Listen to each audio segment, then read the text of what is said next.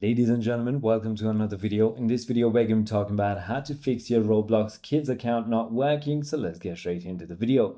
The first thing you want to do is check your parental control. Simply go to roblox.com and log in with your parents' account if you've set up parental control before. Then you want to simply go ahead and make sure that the correct child account is selected and review the settings and make sure that features are not disabled.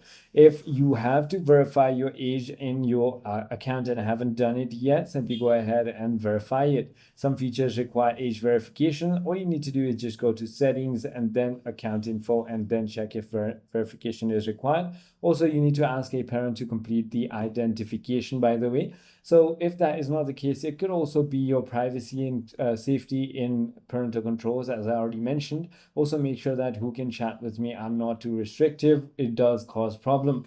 If that is not the case, it might be your internet and device. Simply go ahead and try restarting your router and even closing and reopening your Roblox application, which should go ahead and solve your problem.